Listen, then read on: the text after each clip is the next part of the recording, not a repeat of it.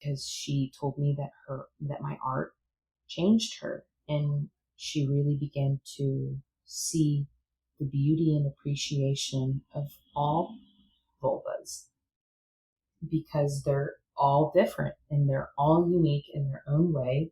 And little known fact, FYI, I don't know if you know this, but they change throughout our age. Like we have just evolutions and seasons in our own body where our vaginal lips change and they morph and they will look different than they did, last year.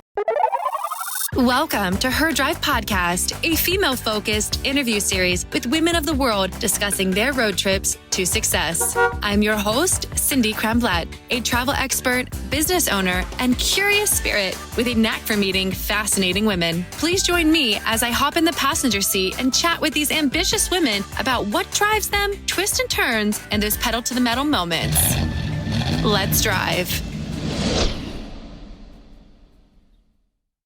Hello and happy summer, Her Drive listeners.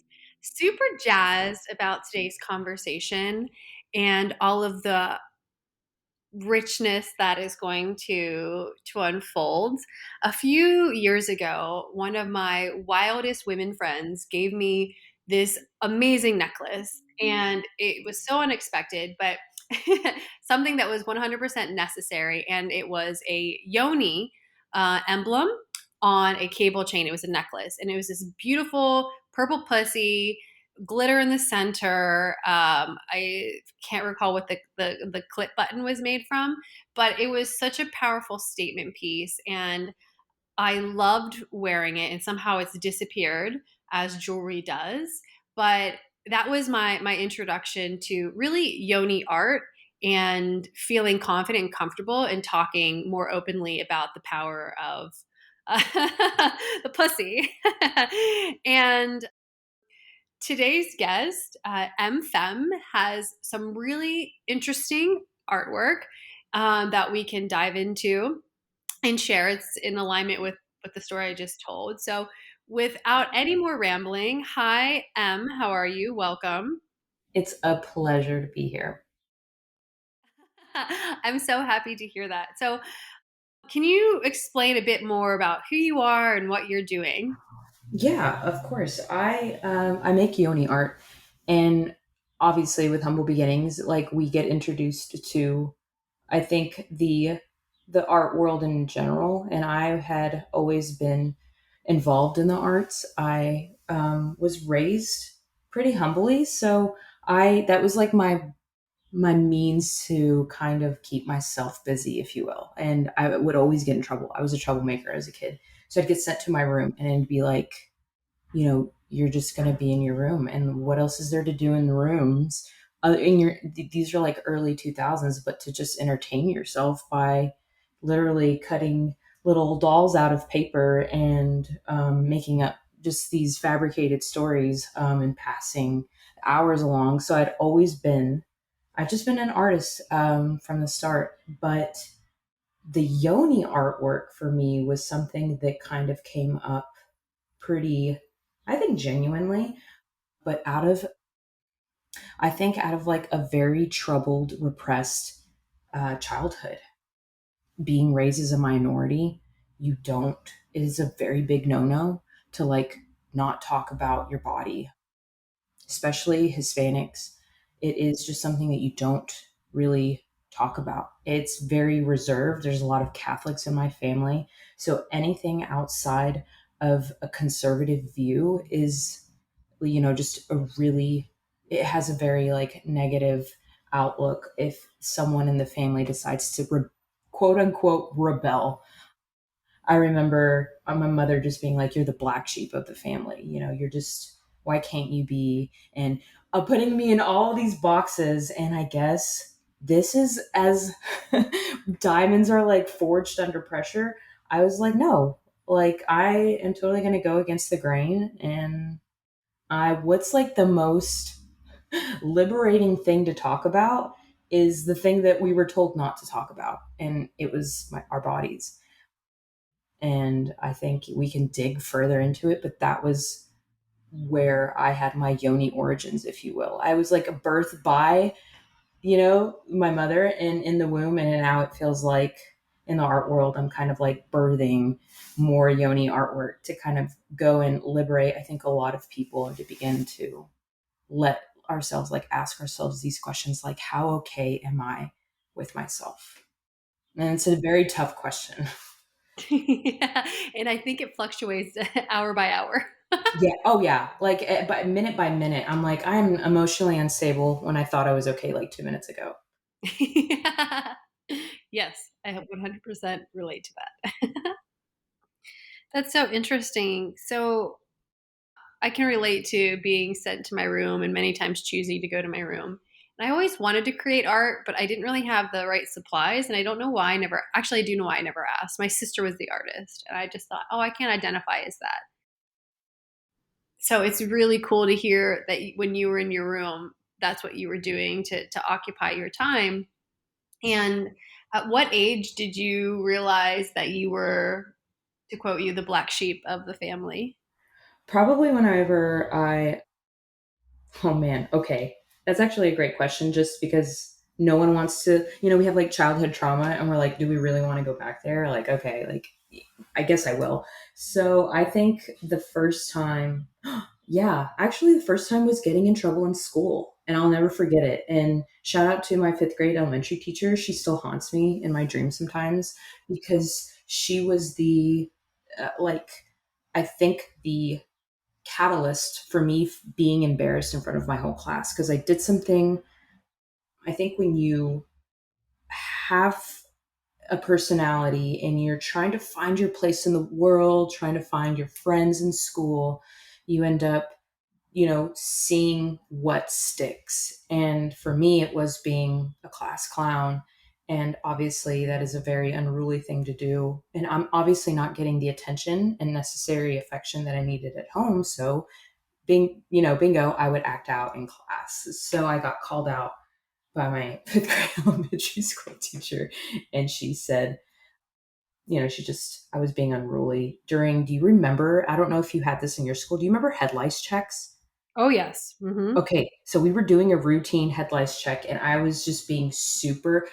And here's the other thing, too. I think it is important now. I think my art really addresses mental health for women, but more so having and opening that conversation of us being in these constructs of society where you feel like you have to act a certain way. And I'm also diagnosed with ADHD. So, knowing and not knowing at the time that I was very overly sensitive, head lice checks were the worst thing ever. Imagine just like not being able to contain just the tickliness. Like it tickles. And I obviously was very, that's the day that I will always remember. Like, that is a very traumatic moment in my life, because when she called me out, I was embarrassed. She yelled at me. She was like, "Stop moving." She's like, "It doesn't tickle." And like, as like a fifth grader, you're like, "Geez," because being embarrassed in front of everyone is like one of those things where you're like, well, yeah, it just definitely marred me. But that was a good indicator of like, you're a little different. Like, And over time, have you come to embrace your diagnosis or do you find yourself combating it often? I think naturally, I feel like we do go against like what I think our natural responses are, or the ones that we're used to. We don't know any different. You kind of think in your mind, like, is this really how the world works? And then when you talk to other individuals that are either going through the same thing or something different, or maybe in their eyes are they're more neurotypical, you begin to actually clock like, okay, this is something I definitely work differently, and I have gone against it, because it's a very exhausting diagnosis sometimes, to know that you have to cope and regulate way more than neurotypical people do. Mhm. And when you, yeah, when you have that knowing, you tend to want to be different. Like, why can't I just be quote unquote normal? And then eventually, you're like, I like F it. Like, I'm just going to obviously be okay in the chaos. And that's kind of what I'm literally, I feel like I'm riding waves all of the time. Like, how am I going to feel today? Is today going to be challenging? And when you decide to embark on a business profession, for most neurodiverse people, that is not a forte. We're more creatively driven. And it takes even more cognitive function to be like, okay, I'm going to sit down and I'm going to build something for myself. And when was it in your life that you decided that's what you were going to do? Probably whenever I had dropped out of college. I again, the institutions were not working for those that think like I do, and I just couldn't anymore. I was in a field that really demanded a lot of my emotional availability, and when you struggle with that bandwidth on a day-to-day basis, I got out of high school and I immediately went into the nursing field for about, I think, a summer. And I quickly completed clinicals and was working in the ER and got certified. And I think it was about almost a year to 2 years into my certification where I found that my mental health was rapidly declining. And I knew that that was not my field of just occupation. I couldn't do it. I was suffering big time mentally, and I had to make just a very difficult decision to leave the nursing field and go into something a little bit more creative, and that was, well, my art. So I would say it was around the 2011 where I had to just make a really big decision to begin to climb the ladder of being an independent and sole business owner. And it wasn't until like, you know, 10 years later that I had saved up enough money to finally buy all the necessary licenses and um, POS systems to begin to, start making art. Wow. That's such a long time to save and to Yeah, to uh, struggle into jobs that you don't like. Like yeah, for and that might you, be challenging to like know what you want, but know that you're just not there yet. So you have to be in this space that doesn't truly align. yeah, for you, has social media, what do you do for your business? Is social media like your primary? That's a great question. So I have a bachelorette party planning business. So it's mainly found through Google because I have a good Google presence. I've had the business for many years, and then social media, of course, is another way to like target people. Yeah, this is the golden age. I feel so like lucky and also incredibly overwhelmed with how many opportunities there really are nowadays, with just the social media presence. I think if you really have a vision for, just trying something and just seeing if it works, now is the time. Like, now is the time to try. It is like, I'm telling you, it is the golden age. At least for my age, I don't know if we're close in age, but we were in the start of having all of this technology kind of like shoved in our faces and having to like adapt as it developed. And then now I feel like Gen Z and even the ones, I don't know if it's like Gen X or Gen Alpha or something, Yeah. they're growing up with all of the things we never had. And Mhm. they're going to be light years ahead of us. But now is the time. Yes, I fully agree. It's such a beautiful platform to push out whatever your message is, whether it's positive or negative. You can shout it out, put it in front of people, and find your audience 100%. I love it. I think social media, the internet is such a powerful tool. And like any tool, it can be used for good or bad. It's just your choice. How do you want to wield it? So let's dive a little bit more into your art. So how did you get into yoni art? I was so as a rebel in my family, and this is full transparency. So my family knows this. Obviously, like going through the for them pretty traumatizing era of them seeing a good girl in their eyes going to church, having service, leading, worship groups, like all the whole nine yards, to immediately going to one of my first music festivals in a small town that we lived in. And that was a life changing experience for me because obviously there are psychedelics and plant medicines that happen at music festivals.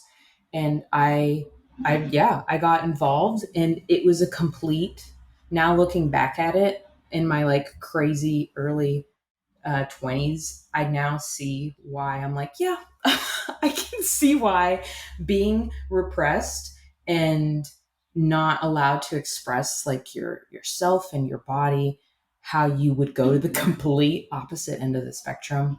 So I did it all. Like I got involved in flow arts, which I did a lot of hula hooping, a lot of dragon staff, a lot of flow arts that began to really like invite energies into your body. And then from there, there was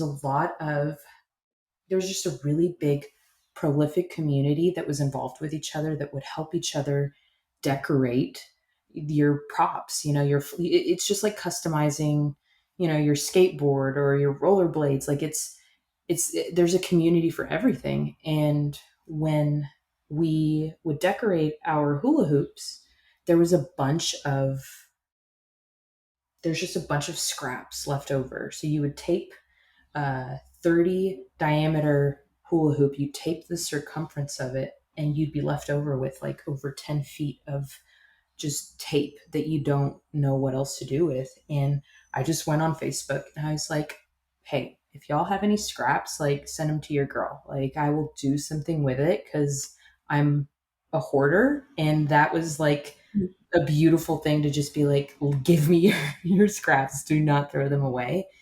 And then I remember getting my first couple of boxes of scrap tape, and I was in heaven just seeing all of these cool patterns. And I remember laying them on the ground, and this was like already like 10 years ago, and being like, this low key kind of looks like a vagina. But there's the start of my misinformation, right? Because I began to question, like, this is kind of controversial. And then later finding out, oh, the vagina is actually, and this isn't something that I didn't ask myself in nursing school as well, because I have a story on that where I have countless of individuals that didn't know how their bodies operated. They would ask me like, can I take a pregnancy test if I'm on my period? And us having to reassure them like, yeah, there's different holes down there, and them being mind blown. They're like, what? And we're like, yeah. And then from me to reviewing that a vagina is the inner organs and it's actually a vulva that is the outer of what we see, and there's just so many parts that are not put at the forefront of educating women that I was like, okay, so this is actually a vulva. But then, like, vulva is so, in my eyes, is like, whoa, it's like a very fronting word. It's like vulva. But I ended up going and, looking up synonyms. And I'm like, oh, okay, so like yoni's kind of sensual, and kind of went with that. And that's how I came on yoni artwork, because then one thing led to another when Instagram was like hot and heavy, and there were just it, and that's a whole nother topic too, because you can't put vagina, or well, now it seems a little bit more lax, but at the time you'd get censored for those words. So censorship was also really frustrating. So yoni was like kind of like the code word of like finding each other through TikTok or now through Instagram, because those words are censored and get flagged, and if not, get shadow banned.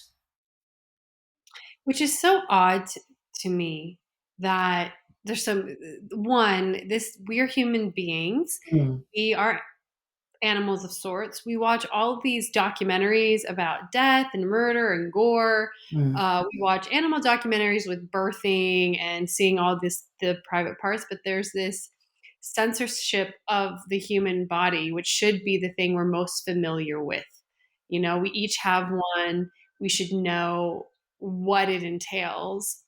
And for one of the most frustrating things I find on social media is the censoring of the female nipple. yeah. Yep. No? And so even like the word itself can't be used. It, Absolutely. it feels like repression of women, you know?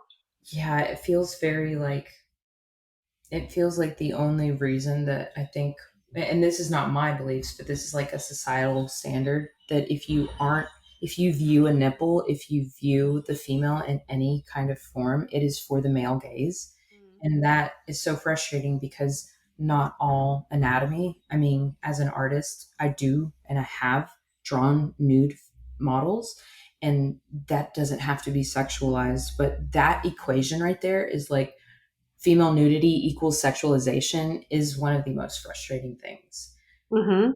because a lot of my work, even though it inherently begins to, ask of whoever's viewing it, is this sexual, is this sensual, which are great questions, but I think it further opens up that conversation for women, mostly of the self appreciation and radical self acceptance and understanding why there are a lot of individuals that immediately look at a yoni and think sexualized, like, and I'm hoping that, and I know that with a lot of the conversation, my vision is to gather and empower women and menstruators, because I think that's another thing that I'm learning is that I am meeting and have met wonderful individuals that identify very differently from each other, that have educated me on not boxing certain cisgendered individuals that have certain anatomy parts. And I'm always learning, and it's a constant evolution. Just because I think that's what the art does. I think it invites a conversation to make you uncomfortable. Mm. Yeah, absolutely. Absolutely. So can you dive into to that a little bit more as far as like the transformation of your understanding Yeah, of of yeah. course.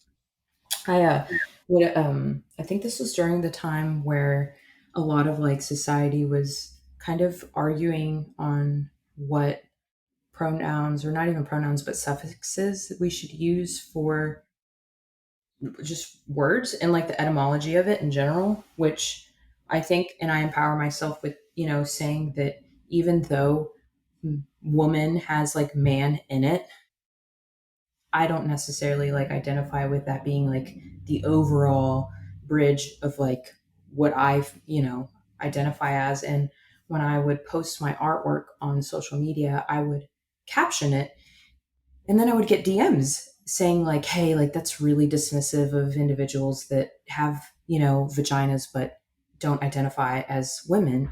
And vice versa, they may not have vaginas and they identify as a woman. And also that they're, trans, there's just so many intricacies to it that I it is a very, I think, difficult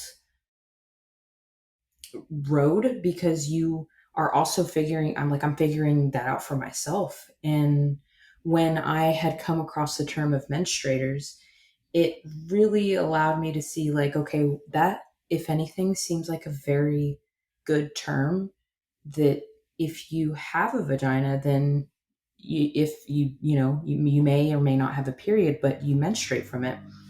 And that was brought to me by an individual that was transitioning, and they messaged me and they were like, "Hey, I just want you to know that I I identify as a menstruator, and it was the first time that I had heard that term.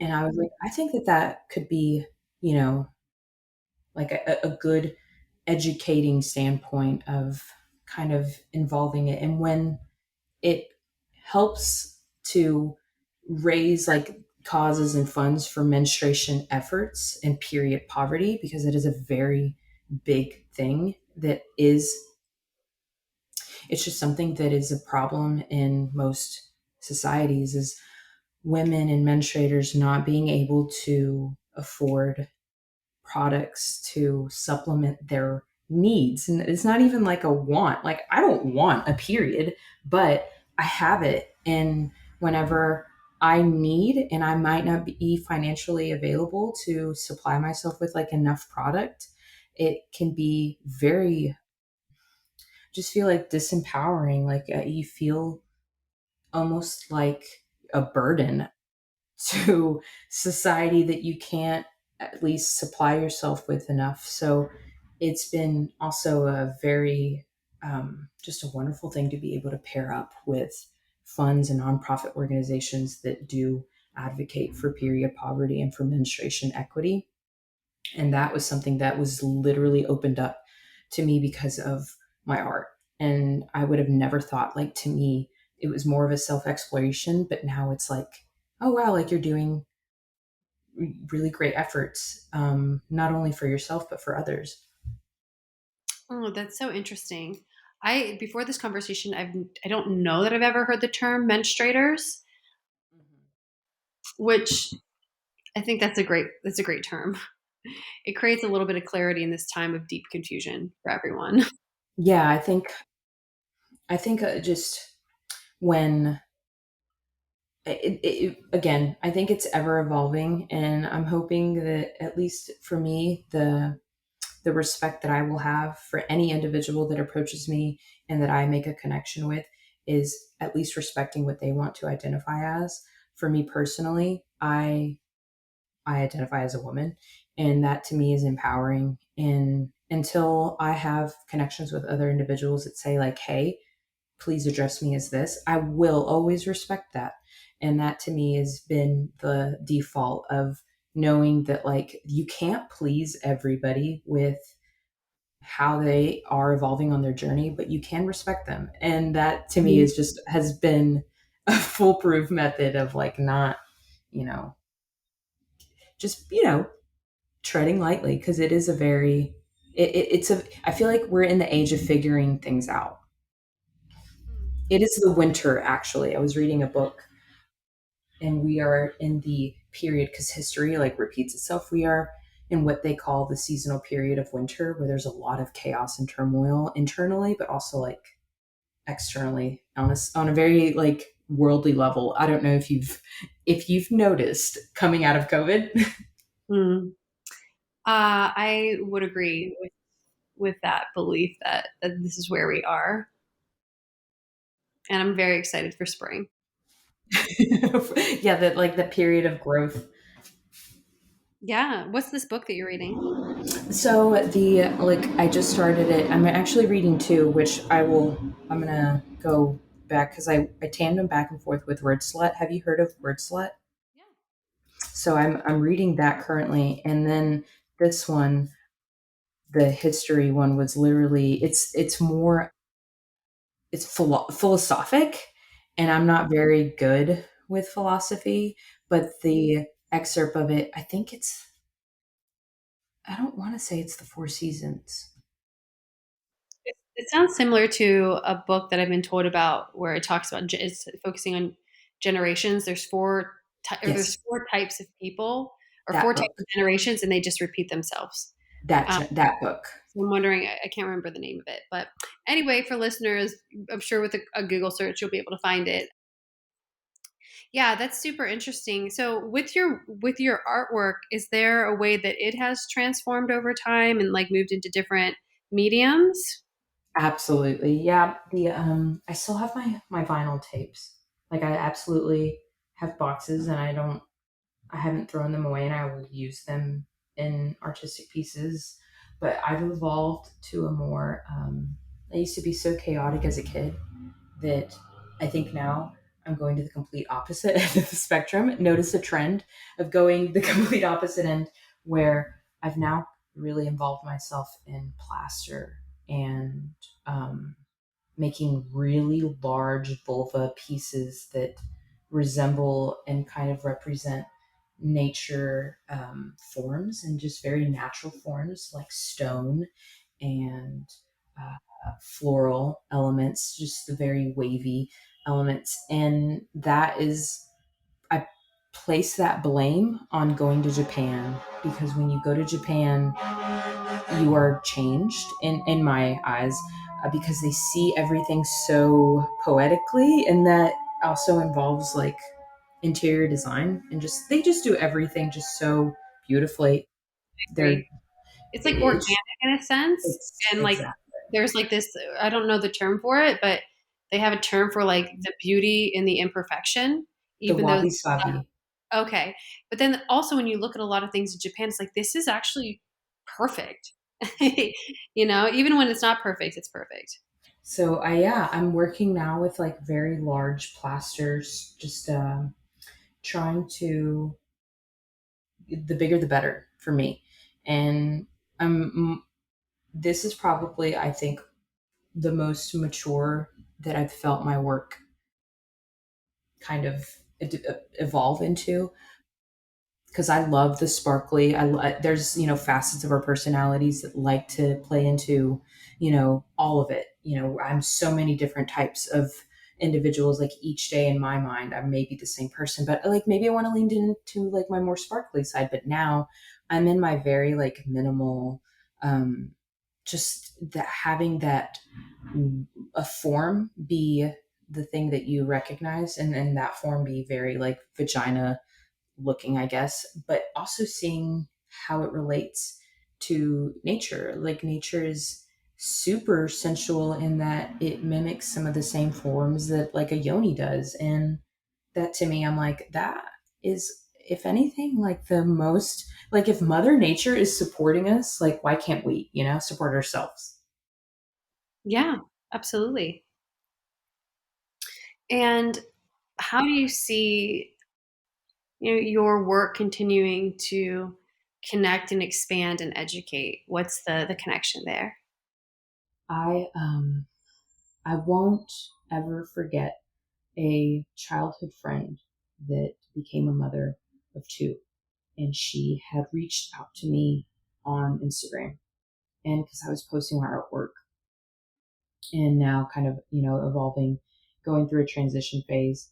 And she had reached out to me because she had saw a piece of mine at another friend's house.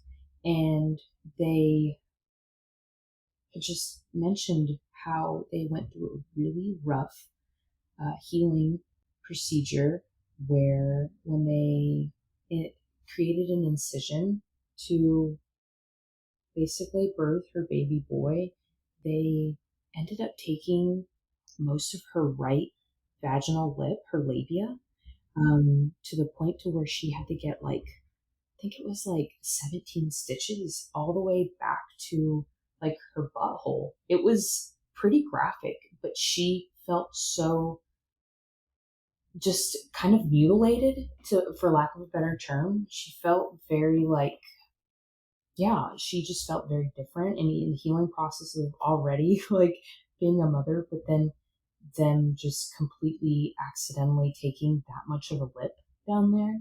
She told me that she, for a very long time throughout her healing journey, she hit a postpartum depression, and it got even worse when she, was like, I can't even like look myself down there because Aw. it just feels so different. And I think that really affected me because she told me that my art changed her and she really began to see the beauty and appreciation of all vulvas because they're all different and they're all unique in their own way. And little known fact, FYI, I don't know if you know this, but they change throughout our age. Like we have just evolutions and seasons in our own body where our vaginal lips change and they morph and they will look different than they did, you know, last year or even. It is a very wild thing. There is another book that, and if you Google it, you'll be able to see, but basically this book goes through different animals that it relates like what your vagina, your lips, your labial lips might look like. And I found it so fascinating because when you evolve, it may look like there's just, I think there's like 8 animals that this book Hmm. compares it to. There's Mhm. like a wolf, there's a bear, there's, I don't remember off the top of my head, there's just so many. But when she had told me, like, hey, your art gave me the opportunity to finally see that there are other people that are very much healing and finding themselves out. And if it wasn't for just that conversation of us accepting and having this radical acceptance of ourselves, um, I think art has the power to do that. I totally agree, and it's interesting that you bring up the conversation around she was giving birth and they I don't know what happened specifically, but the incisions and Yeah. it damaged. It sounds like it was damaged, like her Hmm. labia Hmm.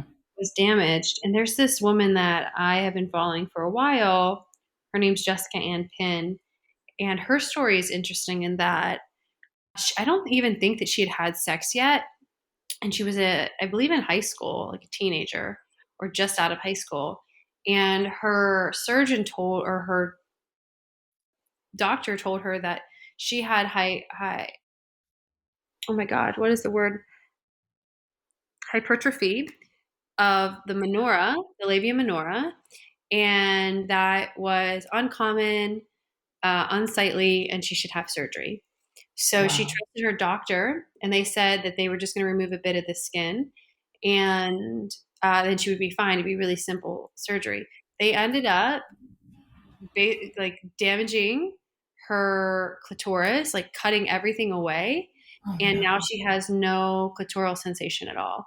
And she has been this powerful advocate for, I guess, to use the word menstruators or people born with vaginas to not do the surgeries, and but also on the other side to create a formal program and training for Yeah. surgeons to understand the anatomy of the genitalia there, and as well as create protocols for these types of surgeries.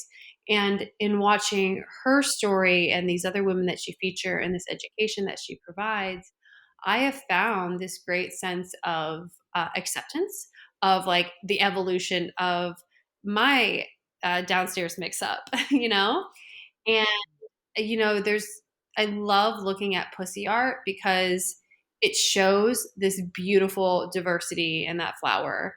And to hear that this woman that you've known for quite a while was inspired to look at herself differently based on your art is so powerful, and that is the magic of art in my opinion, and that is why artists are so extremely important.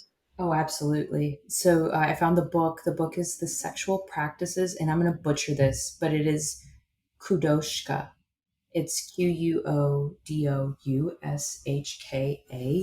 and it will give you it's something that is, I think it's a good look over, but it gives you like the sheep woman, the cat woman, and so on and so forth.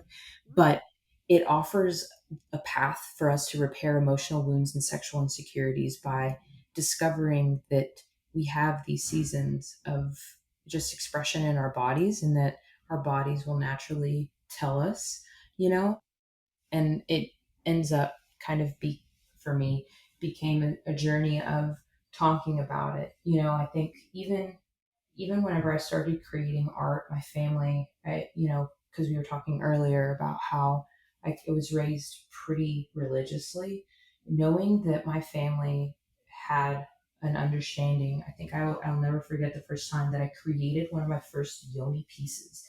And I was like, this is cool. Like this is freaking awesome. And then like showing it to, people that I obviously knew, but when my family caught wind of like what was going on, they were very like, whoa, like this is a lot. because how am I supposed to support something that I find so vulgar in their eyes? And mind you, my family is Central American, so it is a very common practice, and it happens to this day to where you are shamed if you look different, if you don't have said parts. It's a very, I think it's just it's a normal thing in our culture to be shamed for not being of like a presenting figure, that things like that stay private. And if you aren't like to anybody's, like, and I say anybody, I mean like parental figures, to their standards, they shame you for it. And that happened when I would talk with many women that I would start showing my art to, and we found a support group of a lot of people that were also Hispanic and Central American, just different ethnicities, were coming forward being like, yeah, like I've unfortunately, like my grandmother was the one that would shame me. And it has become almost like a forge of a lot of the women that I'm meeting of almost, I don't want to say trauma bonding, because that, like, to me, I everybody has situations in their life where they've kind of like, they find other people that have gone through the same thing, but more so it kind of becomes an empowering um, moment of like therapy where we talk about our experience, and at least now are like, what are you doing to help yourself with that? And in that, those conversations of me finding so many different things that I would have never found being in a very like restricted religious environment, I'm now being introduced to yoni eggs, yoni steaming, like just so many different practices that a lot of individuals are taking to go on that healing journey. So there are so many different forms of art within that, and that to me, I'm like, I will try each and every thing that I'm interested in, to say the least. I haven't tried a yoni egg yet because I Oh, know that, you know treading on like what stones you use is like, you want to make sure that you source things like really organically, because you're obviously inserting the yoni egg. So yeah. that to me, I'm keeping my eyes out on like when I come across like a good yoni egg to start doing exercises with. For sure. Yeah, you need the high quality jade or rose quartz or I think it's onyx that's used. Hmm. It's really important. Really, onyx is used? I'm pretty sure. That's What is awesome. another black stone? The other black stone. Is it obsidian? It might be obsidian. Don't quote me on which one, but Google will tell you all. I only have jade and a rose quartz, and I can tell you the rose quartz for me is so amazing. I really connect into my heart chakra, and I feel like it connects my sacral root area to my heart in such a divine and powerful way.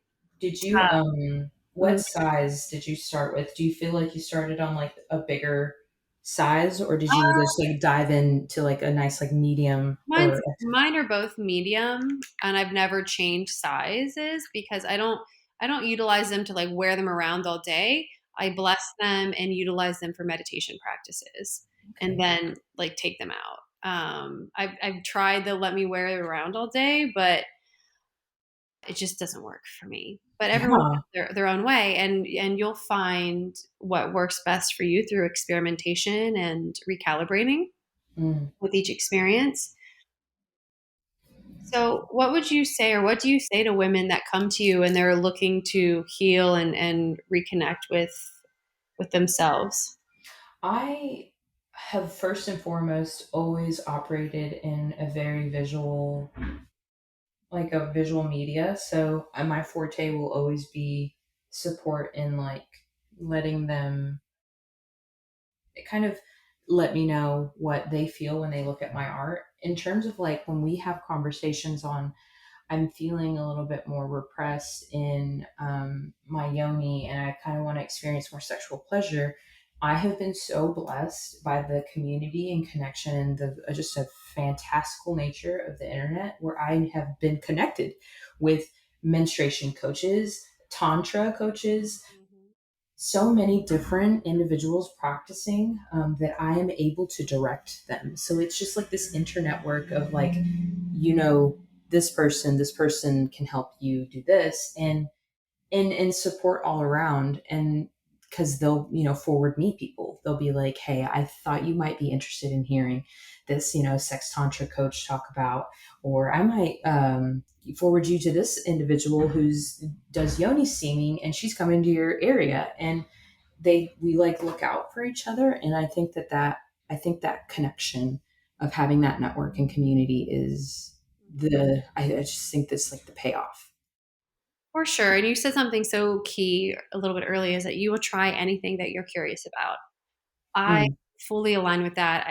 The way I describe myself is chronically curious. mm, And like, why not? Like, if you get into it and you determine this isn't for me, okay, exit.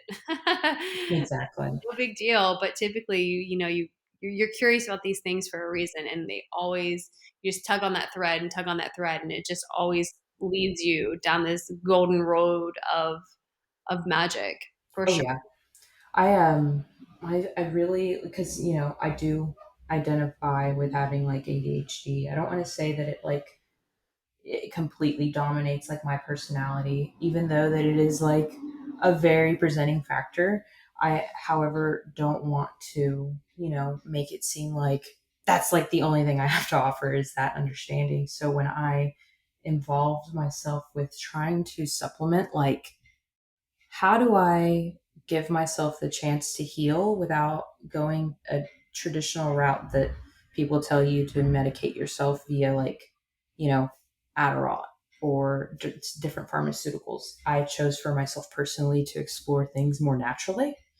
And so when I had done plant medicines and also on this journey of self healing, because also, trigger warning, being an SA survivor, that to me was the hardest of the trying to figure out how to come out of something that dominated my life so much.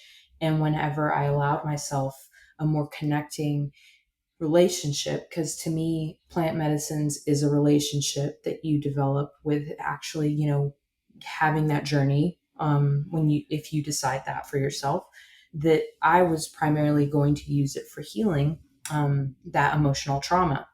So that to me was a very like a, if you try it, why not, and just see how it goes, because it was something that I felt so secure with trying it. There wasn't like a doubt of, seeing it if it would work. But when I came out of it, it was something that, if to this day, it saved my life, because it was a very difficult thing to try and find when you don't come from a background, when you're coming out of a very humble beginning and a humble upbringing. Money is a very difficult thing to come by in terms of just having the basic needs to live, but more so now you have to pay for healthcare and like all of these things that are so expensive. Mental health care and healthcare and therapy is not something, unfortunately, that is talked about in Hispanic cultures, and more ethnic cultures see and foresee mental health as like a really big stigma. Yeah, I've heard that from my friends that are in communities, grew up in communities different than mine. Even I grew up in a small town in Ohio, and it's been interesting to watch the evolution of people from back home because the the things that were once shamed or hush hush you don't talk about are now being brought into light. These alternative Mm. healing modalities or just holistic therapy, right, is not considered. You don't have to be macho anymore, and to see small town people change, evolve is really exciting. And earlier we had talked about the winter. I feel Mm. like as spring comes, well, I think what's going to bring the spring, in my opinion, is a mass groupings of people in Western societies working their way through plant medicine, meditations, and these energy modalities that we closed ourselves off to for such a long time. Or aren't like told about. How many times in like society have you seen this like very almost intimidating nature of like this is gonna ruin your life, and like so Yeah. many different things that when like my father caught wind of me going to music festivals that had more of these open mindsets, the whole meditation, the whole, Hmm. because in our society things like that are very like different than just Catholicism or Christianity is seen as very like Satanic. evil. Yeah. Yeah. And meditation, that is like that's a very evil thing. What? So the being dubbed the black sheep, I had embraced like, well, I'm already in this and I'm marinating in it. I might as well just like go full force. So, you know, really inviting a bunch of practices, and that being like fire breathing, meditation, binaural beats, and plant medicines, like all of these different combinations of like just, yeah, it is just what it is. I guess is just a lack of a better term to try and like identify and put a label on it. It just is, to me, it was a very healing thing. And I connected with that movement so much that when I invited like plant medicines, and it connected so much more in my adult life when I was able to actually dig into why this is the way that it is. And it kind of, there's like a Pandora's box because it also goes to your health. Like you begin to see different things in your life that you're like implementing. Like, I should probably implement more mushrooms in my life. Like, not just the plant medicine ones that are seen as psychedelic and psychoactive, but like lion's mane and reishi and like so many different connections that at that point I'm like, Mother Nature, it really is all connected. Absolutely. 100%. Like, and we are as a society disconnected from nature, in my opinion. Like, how often do you touch the ground? Mm. Know? Like, I live in a city but love nature. Grew up on a farm, like grew up with my feet on the soil often. And I get that craving, so I have to go out and like sit in the park and just put my feet, my skin on the ground. You Um, and me both. I'm in New York City, and I was, raised in the South. So I was raised in Arkansas, and Arkansas is like known as a natural state. And like, isn't it so crazy how when you move mhm, into a city, you begin to realize like how beautiful your childhood home, if you were raised in a more like small town with like mhm. trees and rivers, and like you realize I kind of had it made. Like, I Yeah, will go home. we Now did that have it made, and we did have it made, and such, and it's beautiful to come back to it in your heart and now understand fully the magic that it was. And I'm pumped to go back to home this weekend and Oh, play in good. this forest that I used to play in, and I haven't visited for a very long time, and it's just behind my childhood home. That's I, honestly, that is so healing, right? especially when you explore, like when you're a kid, you explore that area, you have like all these preconceived notions, and then revisiting, I don't know, to me feels really full circle. Absolutely, and it was a very mystical place for me as a child, and now that I'm tapped back into a lot of my knowings, I'm really excited to go back and see what unfolds. It'll be so beautiful.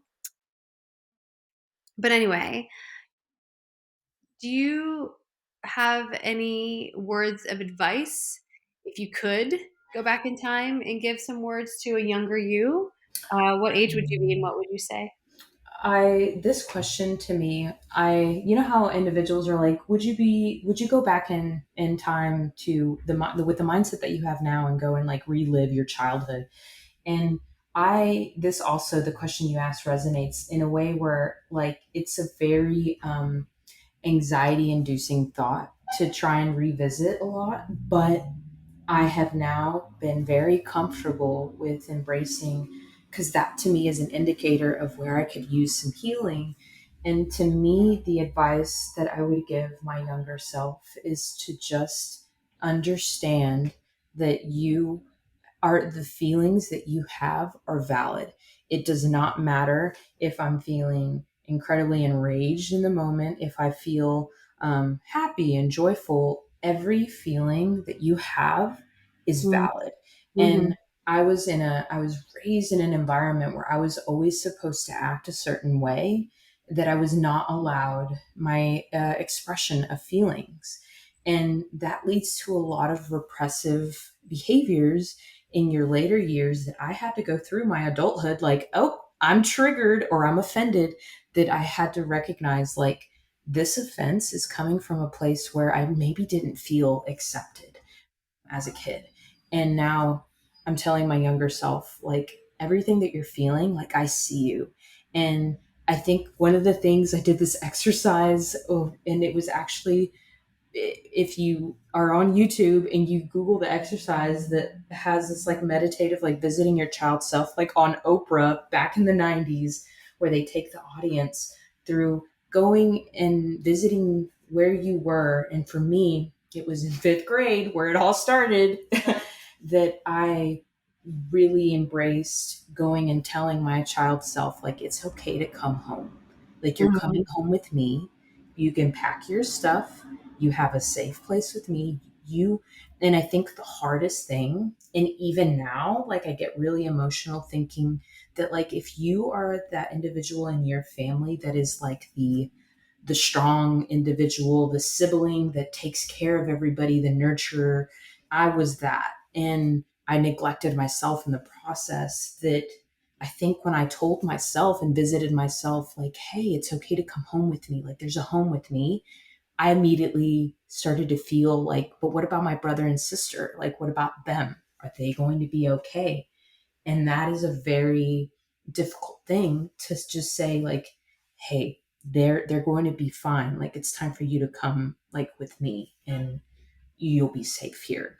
And that to me was one of probably the most healing exercises. Like, I feel like it fixed everything in that day when I went through that exercise, but even more so now, just really being moved with empowering that you have everything that you need in this moment to heal yourself and to accept yourself and to be the parent to your child that didn't have the necessary emotional support that you needed at the time. It doesn't matter if you were in the wrong or in the right, you were reacting a certain way because you needed something. And now tending to those needs is like kind of like I feel like a little journey, if you will. Like, you find out every day, like, oh, I think I need to go to a museum today and like just have like a play date with myself, or I need to go and do something super spontaneous and random because that's what my child self wants. They want to play. Absolutely. I've been doing a lot of child child retrieval, as I'm calling it. Other people call it inner child work, but it's retrieving those fragments of me that were hurt and or saddened or something occurred in this lifetime, and now moving into past life regressing in the last few months. And it has been, like you said, for yourself, very very powerful. And to have the skills to now see what's going on in my present and ask my inner self, where is this coming from, and dive into it, see the scene play out, rewrite the script, bring that little me into the sanctuary that I've created for myself, is beautiful. I love And that. yeah, it's just so magical, and I'm so grateful for everything that has aligned in life to teach me these things. And I I just love think that. that what you have done and what you are doing is amazing. And I'm the black sheep of my family. I fucking love black sheep because Hey, unite! Look at us. We're like a club. I every time I find one of us, I'm like, like, Mhm. Yeah, and it's not to say that my family's they're wonderful people, but I know that I'm the liberator. I used to play the peacekeeper, and then I Mm. moved into the I'm just the observer. And now I know I'm the liberator, and I'm the one who shakes shit up. I say what's happening.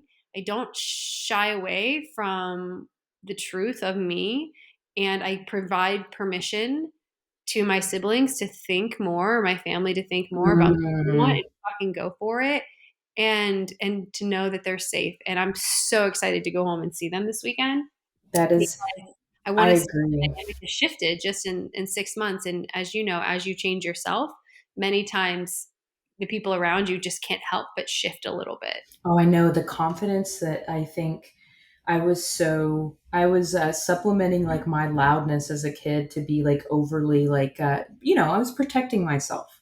Mhm. And now there's a different confidence that kind of comes with empowering yourself and like knowing your boundaries, your needs, your wants, and having and exploring that very openly, because I have parents, it's still in my life, and I have siblings that will poke fun at what I do. But to me, it is the perfect opportunity to know that with other individuals it resonates and that there's an audience for it. And I think Mhm.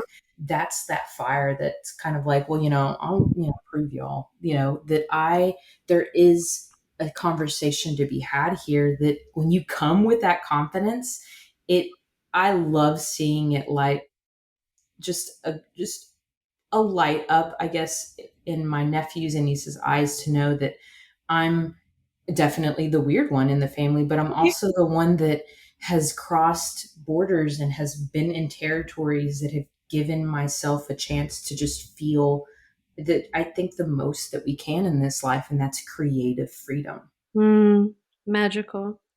So beautiful. Well, as we close out our conversation, I would just like to provide space for you to share anything else that is on your heart.